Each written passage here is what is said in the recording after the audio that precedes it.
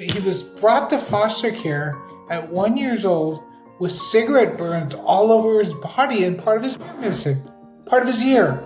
Wow. The difference that you're making in the face of your own adversity, to me, is something that really is inspiring. And I want you to really get that about yourself, because I know even with that face that you just made, maybe it feels a little...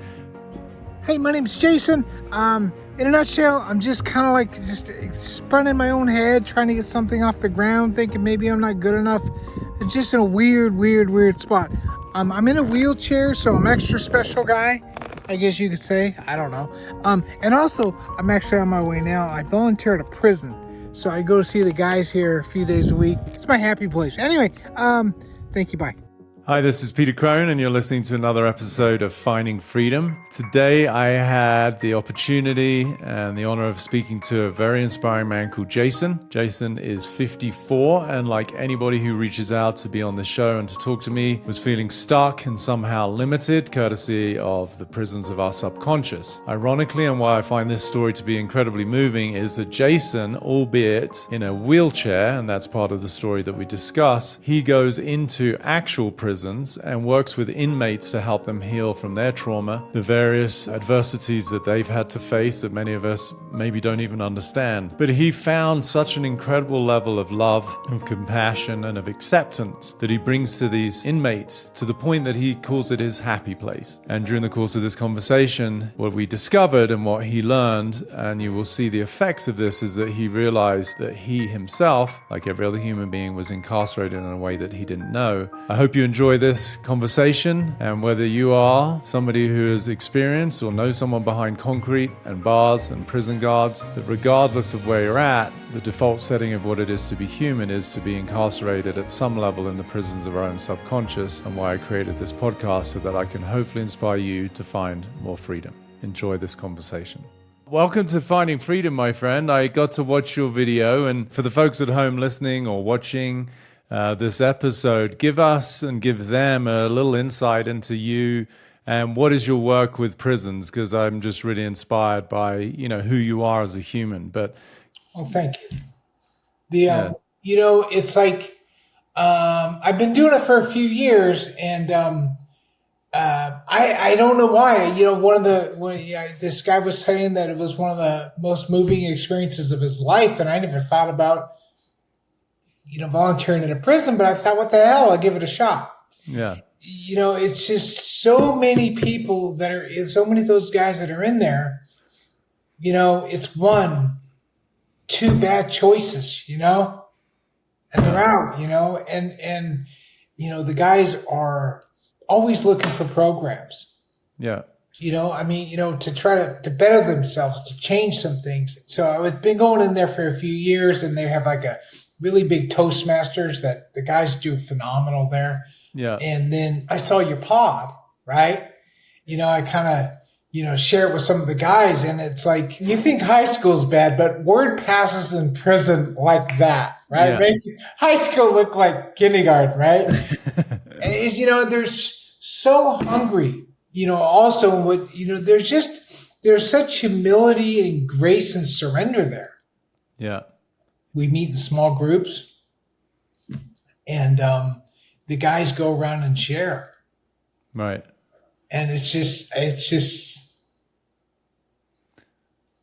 okay. Right? I mean, it's just, what it's like to be around people with, just being vulnerable, Yeah, no, it's really beautiful. And it's like, with guys like that, and you see this 75-year-old guy crying because he's opening up, or finding the truth of something and hugging another guy. It's kind of, it's heavy. Yeah, no, I get it. What's your story? Tell us a little bit about Jason. Where did you said you grew up in Sacramento, mom and dad still alive. What was your childhood like? My childhood was good. It's like, the funny thing is that like the biggest rub was me from my dad. Okay.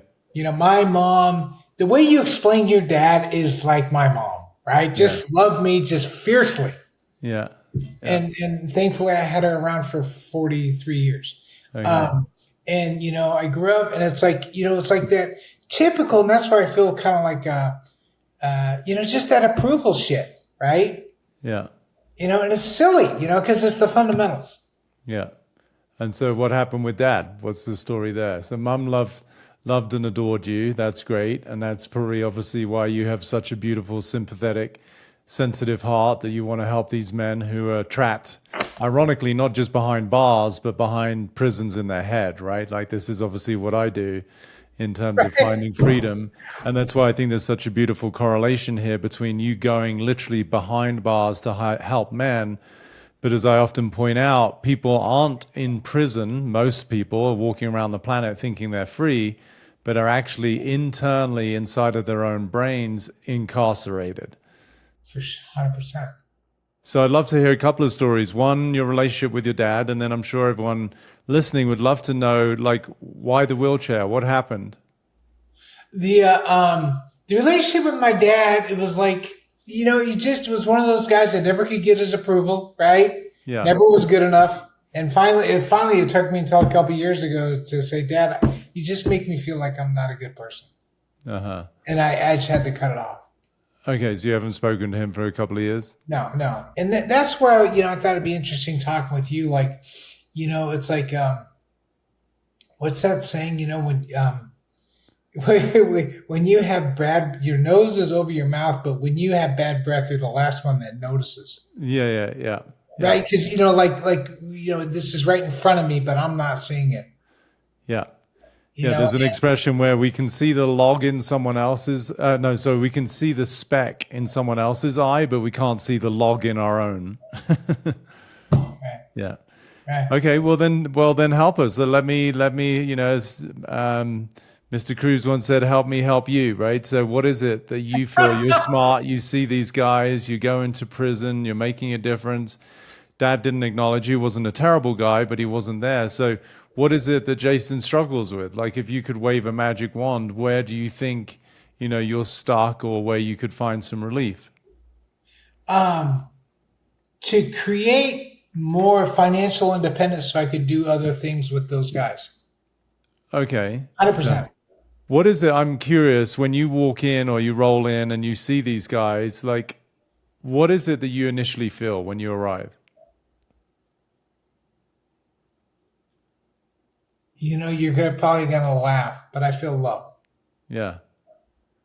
Yeah, I'm not going to laugh. That's why I asked the question, because that's my guess, right? There's a real sense of camaraderie and belonging that you feel there.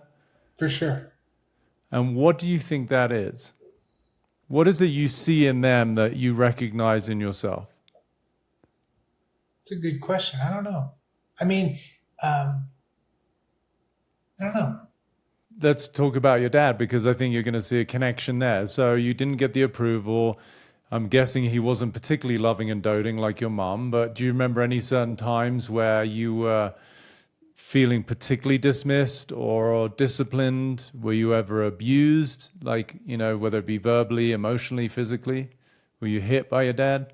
No, never hit. So it was more just what he said or how you felt around him? Yeah, probably the feel thing. I think I'm maybe a little more feminine than masculine in the sense of, right?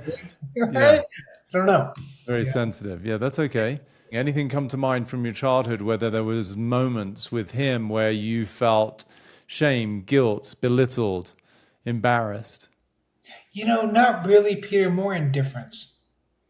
Okay. He was always on another woman, right? He was a skirt chaser. But I think when it comes down to it, because the fact is he never could keep his promises, I didn't respect him. Got it. And so as a 9-year-old, if that's when you started, they separated and maybe his skirt chasing got amplified, how did that leave you feeling as the son? I don't know, man. It's like I had such a loving, caring, fierce, just mom. Yeah. He was always seen to be out of the picture. Yeah. No, I get it. But what does the masculine represent if we look at it, right? In terms of security, which can be synonymous with finances. And you said you want financial independence. So, there's a absence of that masculine quality. You even said maybe you're a little bit more in your feminine, which is beautiful, nothing wrong. Sure. But if you weren't given the role model, because you said you didn't respect him, of that masculine energy, then Jason doesn't have the automatic wherewithal to be that man and develop whatever it is to build your kingdom, to have your financial independence, to have true freedom, right? Which is really masculine based. So if we're going to start to help you tap into that abundant and that financial energy, there's probably some, quote unquote, healing to do around your relationship with the masculine, with your dad. So we'll come back to that. What happened that had you end up in a wheelchair? Partly genetics and I started breaking things. Like I fractured one hip 1 year, one hip the other, and then what put me in a chair was I fractured my back. The irony of it is I used to do ultras before they were popular. Oh, okay. So did it just how did it actually occur when it occurred? Were you doing something? Were you running or it just suddenly gave out? I just fell in the house. All three of them happened in the house. Oh, okay. And what is the prognosis? Are you always going to be in a chair or is this something that can heal over time? I don't know. There is no prognosis, really. Okay. So what is it, if you had a magic wand, what is it Jason wishes for? Aside from just, if it's just more money, we can look at that. But, where this whole idea that you're not enough just doesn't resonate with me so much because you're in a wheelchair. You got one of the happiest dispositions of anyone I've met. Oh, come on, Peter. I'm just saying it how it is. You're a sweet man. Thank you. That's kind of you.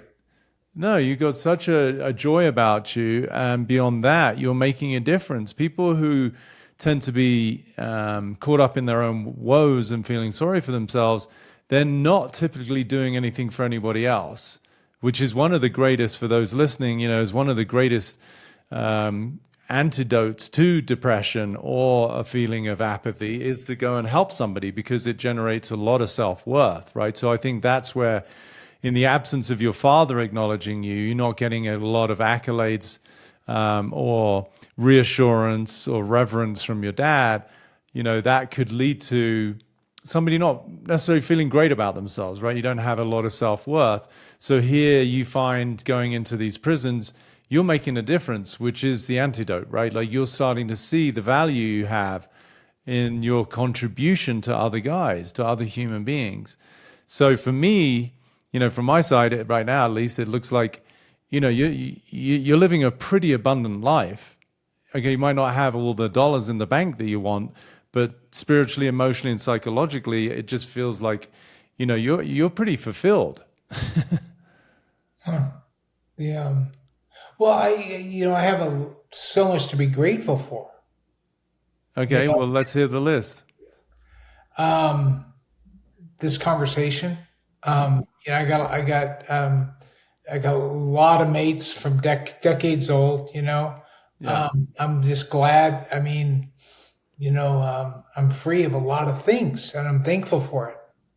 Like free of drugs, smoking, drinking, meds, porn, gambling. Yeah. I occasionally go down the YouTube hole a bit too much, but it's like, but then it's like I look at like, and that's the rub, Peter. Like going, why the hell is it I'm 54 years old now, right? And I'm like going, if the one, it's like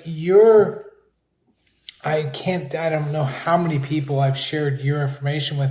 You're so different than anything out there. Thank you. And that's where, Peter, when I was looking at, like, when I was talking to Malcolm, and it's like, he's been in foster care. There's 100,000 that have been through 5 placements in the United States. Yeah. And they call it the foster care to prison pipeline of just things, conversations that I've had with these guys. I've seen that, I started digging. Yeah. And it's like 80 to 90% of them, they end up there. Yeah, and typically because during those sort of that foster care to prison pipeline, like they had a lot of abuse, right? It's just, his mitigation specialist who files with the court said he was brought to foster care at 1 year old with cigarette burns all over his body and part of his ear missing. Part of his ear missing? Part of his ear. Wow. It's like, geez, talk about strikes against you. Yeah. It's devastating, isn't it, to hear that? Like, here's a kid, one, and he's covered in cigarette burns. This is why when I watched Step Inside the Circle, I was crying, because what I realized, and I'd love for you to speak to this to help the listeners understand, maybe, just if nothing else through comparison, looking at the lives of the men that you're seeing and hearing their stories, maybe if all that listeners get from this podcast is the gift that it is to be free and not be so abused, even though there's a lot of people who are. But when I watched that video, Step Inside the Circle, what occurred to me, and you've probably heard me say this, is they never learned the language of love, which is ironic that when you step inside of that space, you feel love, right? Which is beautiful, but they weren't taught love as a language, as an experience. They were taught abuse. They were taught harm. So, and I know it moves you so much. So what would you say to listeners right now who are, perhaps in the comfort of their own home, or even driving around in a $50,000 to $70,000 car on their way to see a friend for dinner at a restaurant? What would be your message, given what you're seeing, not only the literal prison that people are in behind bars and the limitations and the small cells, but hearing these horrible stories, like, the 1-year-old who's covered in cigarette burns with the part of his ear missing. What would you love people to know about what your eyes and heart have seen and felt? Kind of like what I like how you say you traffic in freedom, right? Yeah. Because there's guys in there for some kind of trafficking. Yeah. But it's like the one thing I sense from you, you come at all this with love. Yeah. And that's where for other people, just have some compassion and love for other people. You have no idea of some of the torment some of these individuals have had. I mean, it's just, Yeah. and this is not a cry party in there. Those guys don't make it. No. They're not feeling sorry for themselves. I get that. I just, it's really beautiful to be with you, Jason. I first of all just want to acknowledge that. And I really want to acknowledge who you are as a man who could very readily, without anyone judging you, say, you know what, fuck it, I'm in a wheelchair. I've got to take care of myself. I've got to try and heal, or I'm going to do my own thing. But you've chosen not to be defined by your circumstances. And I think that's probably why you have such a beautiful impact on these men, is because you're a living example of somebody who's not a victim. And I just want to reflect that to you, perhaps in the absence of a father who maybe didn't acknowledge you, as you said, or didn't see you. I see you, and I'm sure everyone listening here can see you and certainly hear you, and the size of your heart and the difference that you're making in the face of your own adversity, to me, is something that really is inspiring. And I want you to really get that about yourself, because I know even with that face that you just made, maybe it feels a little, maybe it feels a little foreign, or maybe undeserved, or you're not sure if I'm talking to the same guy, but I am. I want you to hear it. I want you to see it. I want you to feel it, because as you've heard me say many times, people who are in my mastermind program or who have joined my freedom membership, one of the big things that I want everybody to feel is to be seen, heard, and held. And I think what you're recognizing, en masse with these men behind bars, is that's three things they never had. They never felt seen, they never felt heard, and they never felt held. And in fact, quite the opposite, right? So for me, I love your response. It's all about love, and I appreciate the acknowledgement of that's where you see that I come from, and it genuinely is where I come from. My invitation to you, because obviously this was set up for me to help you, but at the same time, maybe this is something that, as I jokingly said at the beginning, I'm not sure if I'm helping you or you're helping me and the rest of the audience, but I want you to consider, Jason, you have a superpower, right? And What's that? well, just hear me out. I want you to consider the capacity of your ability to love and have compassion. Okay. It's a superpower.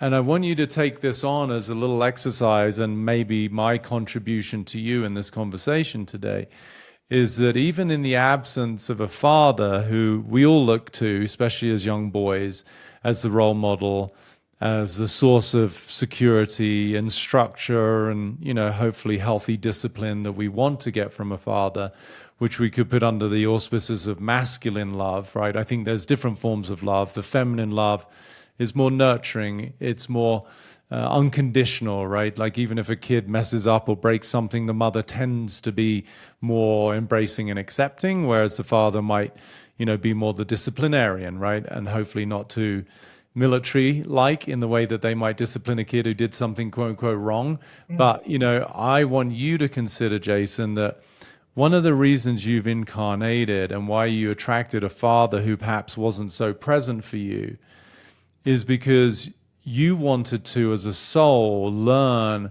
how powerful you are to generate your own source of love. And you found this, vocation and this inspiring way of making a difference by showing up with that form of masculine love. Because let's face it, it takes somebody with some big cojones, to go into a prison with guys who've got a litany of, criminal charges, and some of the things they've done are pretty heinous. And here you are in a wheelchair. You, of all people, could feel even more vulnerable. But I just think it shows your tenacity and your depth of character that, as I said earlier, even in the face of your own adversity, you can show up and help somebody else. And I just really want you to take that on, because to me, if I were, and I guess I am in a certain way, coaching you, that's the only thing I see missing, is you don't quite recognize yourself. You don't quite see who you are. You don't quite own your capacity to make a difference, even with your own challenging circumstances. And that is, as far as I'm concerned, the only missing part. It's not that you're not good enough. Okay, everyone can relate to that. But to me, I just don't think you see how powerful you are.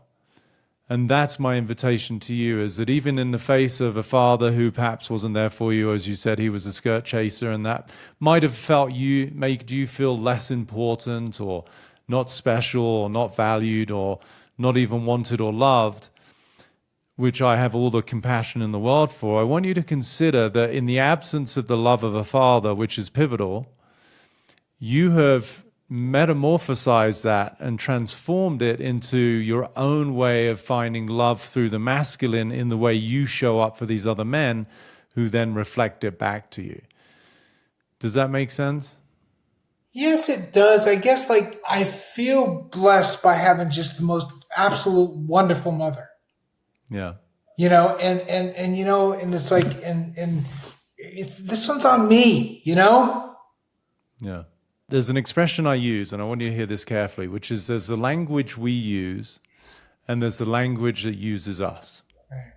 So the language we use, and for everybody listening, is obviously English, and hopefully the majority of people speak it well enough to follow, right?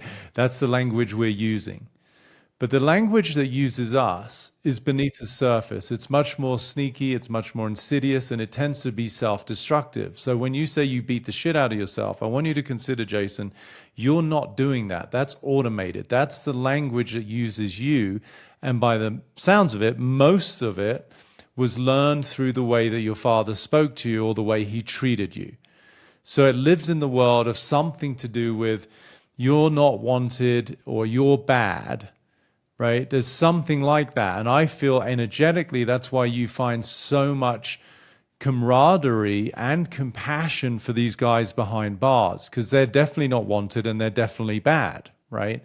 And so you've sort of found your family, ironically, through, as you said, the energy and frequency of how you actually relate to yourself. This is why you're so compassionate, because you can see the same dynamic that exists in you within them. Are you tracking? When you say the same dynamic, the same narratives, right? So what I work in is these subconscious prisons, right? So there's Jason, he's 54, he's in a wheelchair, he helps Fritzy, he goes into prisons, this is what you're doing. But there's a prison that everybody lives in. And so even though you're going into this physical prison with concrete and guards and bars, what we're working on here, particularly my purpose in life and finding freedom as a podcast platform and all my masterminds and all of my freedom content, is to help people to break free of the prisons of their own mind. Right. That's why we're here, my friend. 100%. So what I want you to consider is, even though you go into a prison and you leave, you have always been in the prison between your ears. So in the presence of a father who dismisses you as chasing other women, who speaks derogatorily to you, who is accusatory, who's critical, who's judgmental, that little boy isn't that different to these guys who've gone from the foster care to prison, funnel, right? Like your way of viewing yourself isn't from the masculine, super loving, super flattering, super complimentary, right? So I want you to consider the way that you view yourself. When you say you beat the shit out of yourself, it's something in the realm of I'm not wanted, I'm bad, or I'm powerless. Can you see that? Can you at least see how that might have been generated by the way you were raised? If you saw your brother, which you did, older, and he has his own karma to work on whilst he's here and whatever he has, but if you saw a kid, which, Malcolm or whomever you've met in prison, and you know that they were disregarded, okay, your dad didn't put cigarettes out on your body, but he certainly didn't love and adore you, So can you see that a child growing up in that environment could well feel dismissed, not wanted?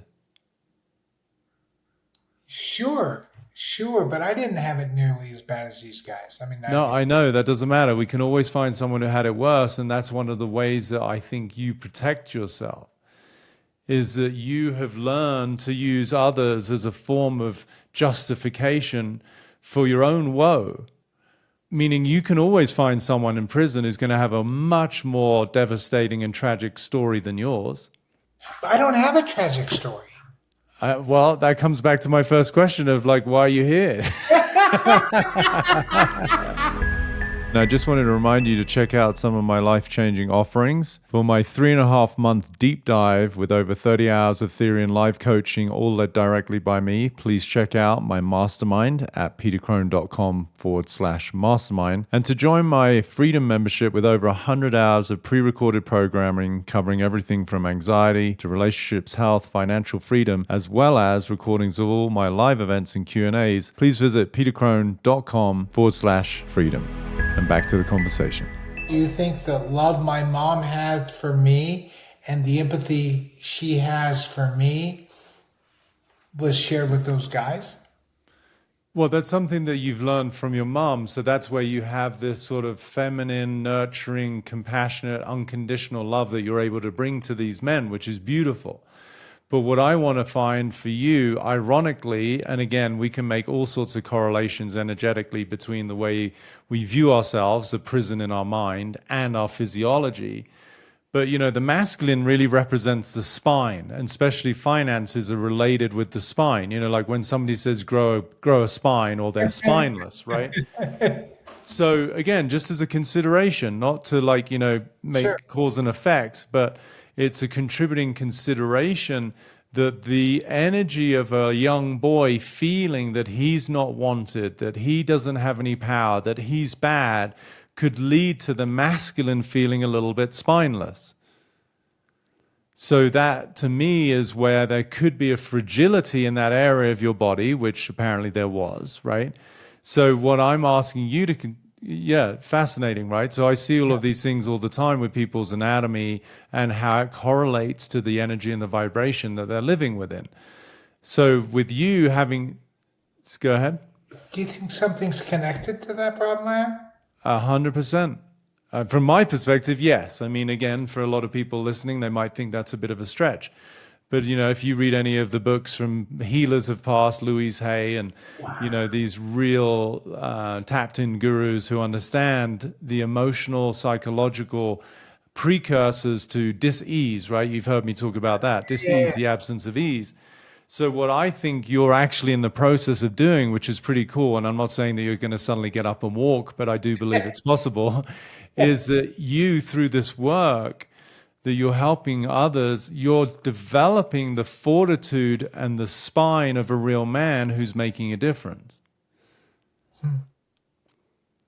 And the one thing that I said earlier, there's a couple of things I want you to consider. So, yes, you're going into physical concrete and bars prison. But when you leave, you're still in prison, right? Because you're human. Everyone listening right now is in prison in their mind. But where I want you to maybe have a bit of a breakthrough and an epiphany is your dad is in prison. And I'm not telling you that you should be back in touch with him or that you should reconnect. That might be something you choose whenever you're ready, if that's something you're inspired to do.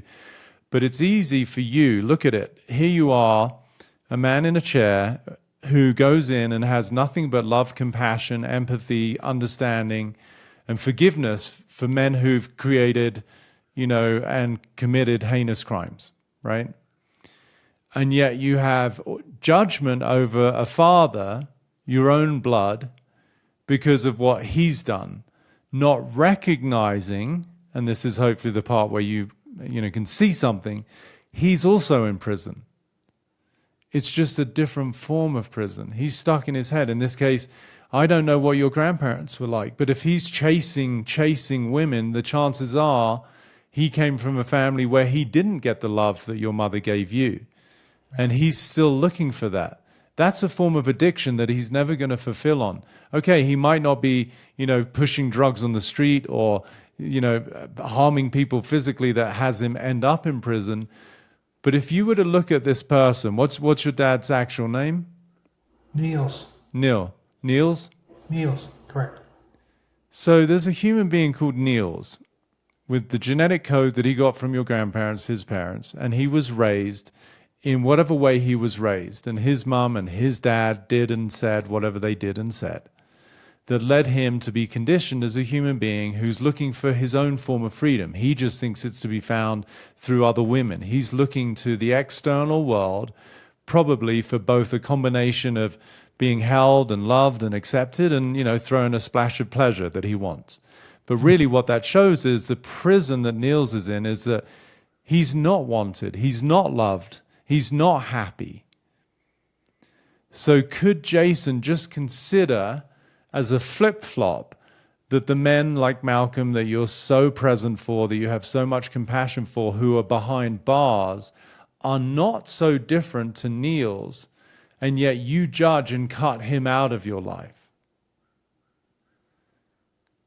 I'm not saying you're supposed to have him in your life, but it would just open up a new level of love and compassion from you, that human being, forget about dad and what he should have done. Mum and dad, those words are so contaminated, right? We have such an expectation of what those humans should have done.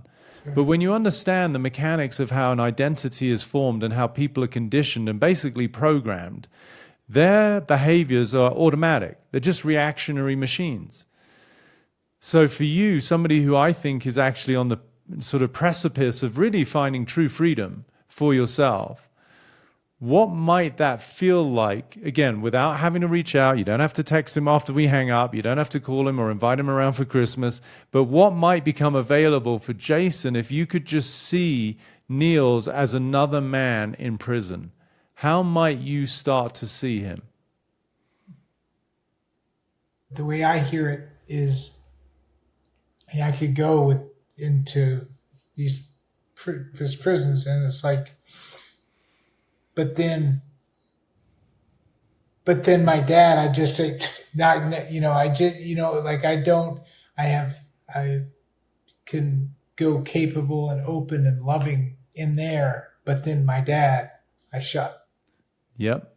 And I want you to consider what I said earlier. The energy that you are projecting towards him is the energy you felt from him. And at a deeper level, so the energy you're projecting towards him, as you just said, you cut him out, you don't have any compassion, you don't want anything to do with him, is the energy that you felt from him. And that's your opportunity in this lifetime, my friend. Again, this all comes to love, as we both agree, right? But here's the irony. You don't heal yourself by cutting Niels out of your life. You heal yourself by finding the love that he wasn't able to give you. And he's the perfect case study for you to find that. You're like, fuck, why did I call this guy?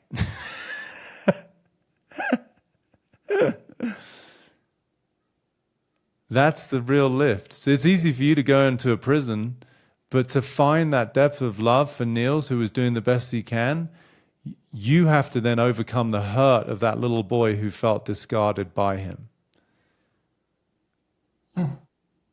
It's deep, man. It's deep, isn't it? Yeah. Really deep. But you're up for the challenge, otherwise you wouldn't have come here. You will find a level of power and love and freedom that you didn't even know was possible. You see it as a means of helping these men behind bars, but you didn't see the big blind spot, which is your own father, your own family. It's relatively, and I say that word with emphasis, easy for you to go into a prison in front of all of these criminals who most people would be scared of. You can find love and compassion. But isn't it ironic that when it comes to your own father, you can't access that until maybe this moment? And you yourself said to me and the audience, one of the things you said during this conversation is you just never know what someone's been through. When you were talking about Malcolm and the cigarette burns. I sure did. Well, what if you applied the same sense of compassion towards Niels? Interesting. Different, huh? Very. Here's the beautiful thing about this, Jason. This isn't about Niels. This is about you. And I want you to hear what I'm about to say very carefully. It looks like you cut Niels out of your life, but in fact, you've cut yourself off from a part of you. In what way? Because in cutting him out, you're denying your capacity to be powerful and to have love in the face of anything.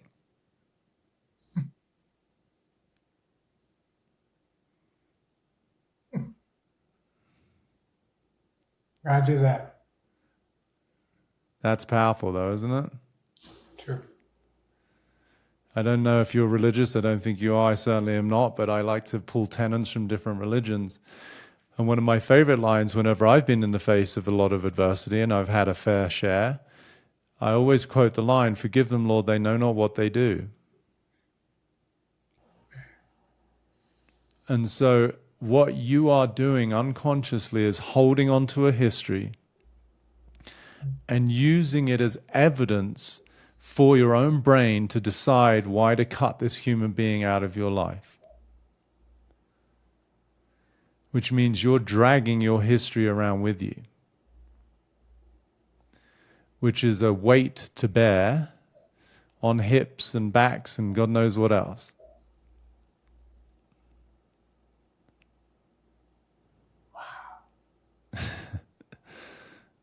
Yeah, that's a wow, isn't it? For people who didn't quite hear what you said.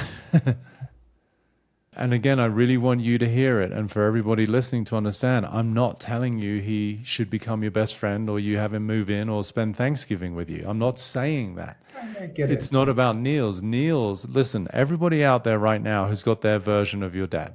It might literally be their dad. It could be their mom. It could be their uncle. It could be an older brother. It could be an ex-boss. It could be an ex-lover. What we do is we gather evidence based on history to make somebody wrong, and then we use that evidence to cut them out of our lives, which is actually denying our own completeness, our own capacity to love. So we think that we're the almighty ones having the, godlike decisions as to who we get to let into the kingdom of our own graciousness. And really what we're doing, as you can see, it's so audacious, isn't it? It's like, who am I to judge another human being without knowing every single ounce of their genetic conditioning, their childhood, their psychological and emotional experiences? That's not for me to do. And I can still have preference, but I'm not going to sit here and make people wrong. I'm not going to cut people out of my life because I think that they're bad people. And again, I'm not having everyone coming over for a pool party in the summer. It's like I have my choice of people I want to actually spend time with. But what I want you to get, Jason, and everyone listening, is I'm not going to hold on to that energy because, as Shakespeare said, hatred is a curved blade. Meaning, it comes back at you. And I know you don't hate your father, but I'm just using it as an analogy that you, my friend, what I see is a bundle of love. But your love right now is inhibited, it's contaminated, it's limited because it either includes everybody or it doesn't.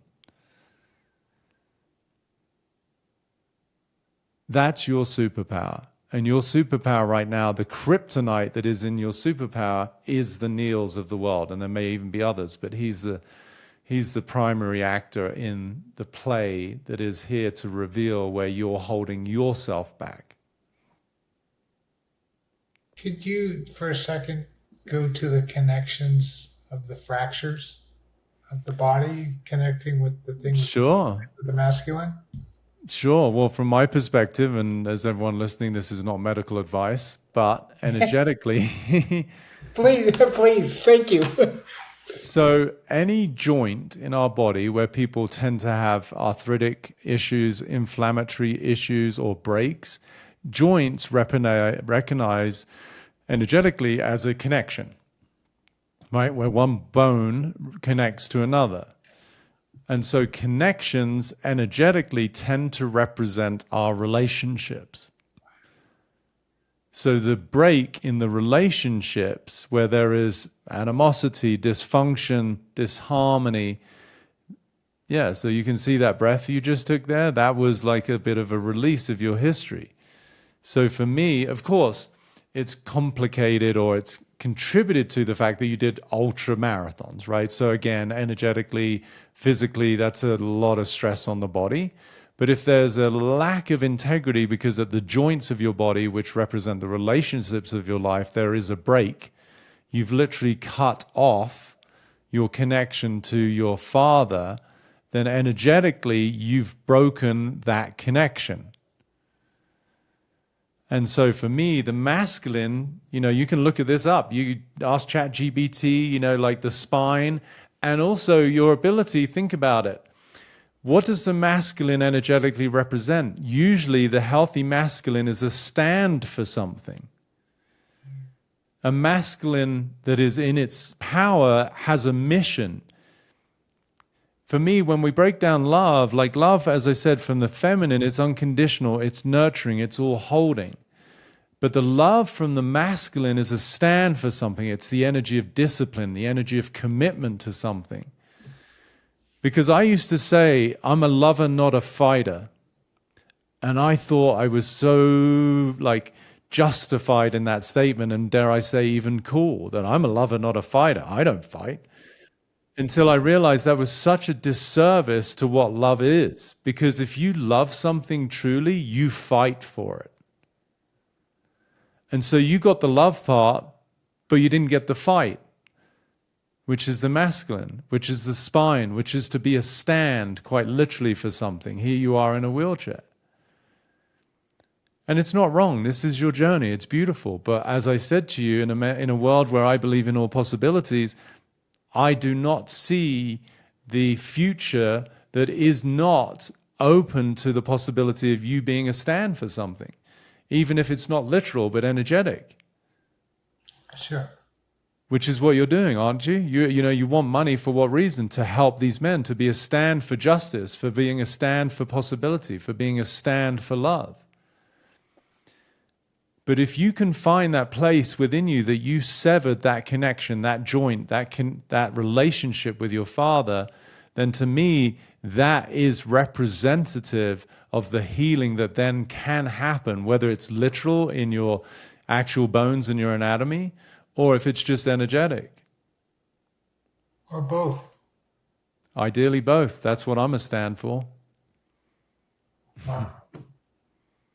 That's how powerful we are as human beings, albeit unconsciously. And I acknowledge you, my friend, on how incredibly accepting and powerfully the surrender that you have brought to your life and your conditions is really remarkable. You But think? I mean, well, this is the caveat. In a funny way, it's also representative of a little bit of resignation.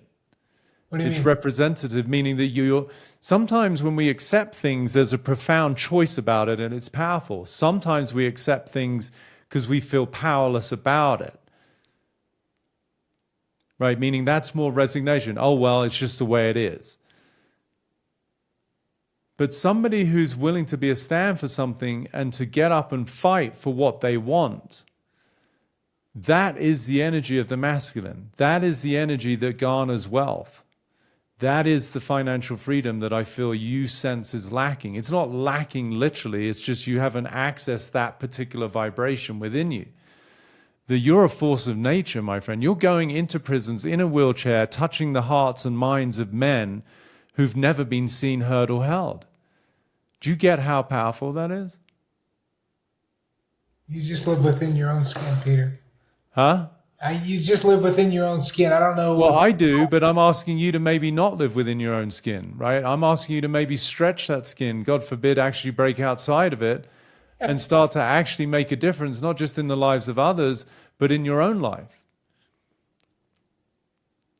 To not just resign to the fact that that's just the way it is. And my dad was a skirt chaser. And, there's judgment, however subtle, in that statement. That's Fair. what he did because he was in a prison. But you know how to walk into a prison and triumph. The question is, are you willing to go inside the bars of your own mind and recognize that there's a little boy in there who's shy, who's hidden, who feels not wanted, who even might think he's bad? And you find camaraderie with these men incarcerated, but can you rescue that little boy? And I'm saying one of the ways to do that is to recognize your greatest teacher at this point in your life is Niels. You're using him, listen to this, you're using him as the excuse to not be as loving as you can be. I'm using him as an excuse to not be as loving As you can be. Because if you were being fully loving, you wouldn't cut Niels out of your life. I'm not saying, again, I want you to make the distinction. I'm not asking you to include him in your life. The energy's stuck in you. He's just doing whatever he's doing. I guarantee you he's heartbroken. You're his son. He can't not be connected. I guarantee you he feels sad. That's why he chases women, hopefully wanting to find someone who does accept him. His own son won't. Imagine what that feels like. But it's up to me. It's that energy. That is just absolutely bananas. You talk about my spine and my hands. Isn't it? Bananas. Yeah. But you as an intuitive being who's smart, you can see the correlation, right? 100%. Yeah. 100%. I mean, yeah, fascinating. Isn't it fascinating? Yeah. I, my friend, am just really grateful that you showed up here and you wanted to have this conversation. And I am going to make a stand for something. That not only do I see it being possible that you can find another level of your capacity to love, which is already phenomenal. I've acknowledged that plenty in this conversation. But I just want you to understand there's another tier to your capacity to love that you have denied, which is in the same camp. It's in the same frequency of your ability to earn, your ability to stand, literally, your ability to heal. They're all commensurate, right? They're all connected. It's that part of you that you've cut off. And you might say, because a lot of people typically, this is their response to this work, is, well, how do I do that? I don't think you need to know the how. I think you're so tapped into feeling that you can start to find it. The number of wows you've said today, that's going to be sufficient for you to explore this. But this is my promise to you to represent the masculine in the best way I know in this moment, in this conversation, is that you have my word that I'm going to come into a prison with you one day. And I'm going to stand by your side, and we're going to meet Malcolm or whomever else you want me to meet, and we're going to have a conversation, And we're going to help them see how powerful they are, even in the face of being behind bars, so that they could equally for themselves find a new sense of freedom and possibility for what their future could look like. Is that a deal?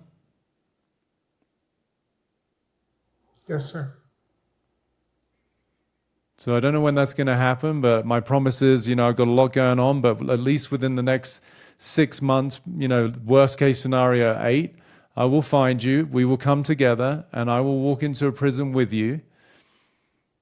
And by that stage, your homework is to tap into even deeper level of love, which includes Jason, and dare I say, includes Niels. Because energetically, you can sort of infer and emit as much love as you have to give to that man without even having to reach out. Do you see that? 100%. 100%. And he will actually feel it, whether he speaks to you or not either. Maybe he suddenly meets a woman and that's where he feels at peace. Or maybe he just stops chasing. I don't know where he's at. It doesn't matter.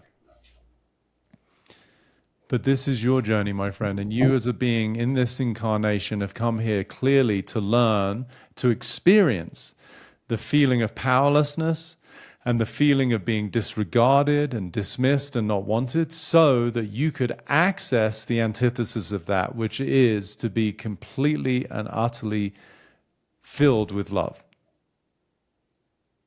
And you're super close, and I hope that today helped nudge you to take that tank from half, 3/4 full to full.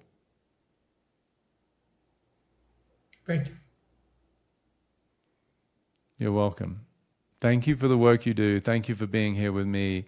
And I'm excited to come and meet some of these beautiful beings who never got the opportunity to learn the language of love. And I'm confident between the two of us, we're going to make them fluent. Yes, sir. Well, you've got a little bit of homework to do, which is to open the faucet of love, remove all the boundaries, the judgments, the wrong-making, which is you reconciling your history and letting go of whatever you've been through. I don't condone it. At least it wasn't terrible, as you said. You weren't abused physically. But I get that it still hurt. And this is your invitation to completely reconcile and let go of your history, step into the beautiful being that you are, and tap into that endless bounty of vitality and capacity to share and give and love, which is your birthright. Thank you. Thank you, Peter.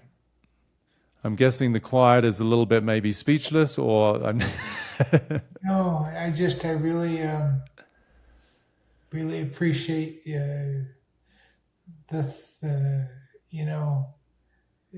the thoughts, the words, the pictures you put it. You've just opened up in my thought frame, and the energy is just beautiful. And I mean, with your work, obviously, you see it be done with other people a lot, and it's like to feel it oneself is a whole different thing. isn't it? And thank you for, just, it's like what's that? The easiest person to fool is the one who doesn't think they could be fooled. Yeah. Or it's like, what am I not seeing? Right? Yeah. We all can learn more, and it's right in front of me. So thank you. And it's like, thank you.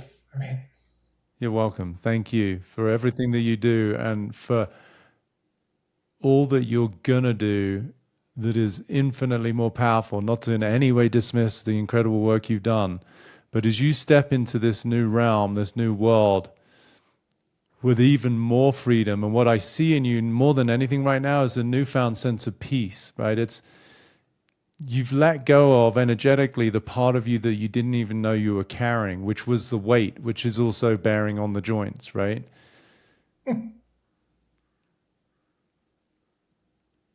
So you get to be an even brighter light in these places that arguably are filled with darkness. Yeah. Thank you. And I feel very fortunate to be part of that and to contribute to you. You've touched the lives of many people today, courtesy of this conversation, who are carrying their own judgments, their own burdens, their own criticisms, their own wrong makings. And again, that's not to say that anyone out there listening to this should also, suddenly invite whoever has harmed them or hurt them in their past into their lives. It's just to recognize that the hate, and I know that's a strong word, but the judgment and the harm is within us. It's not over there with them. And I invite you, as you have clearly seen today, Jason, beautifully, and everyone listening, to let go of that and be free. And dare I say, courtesy of the title of this podcast, Finding Freedom.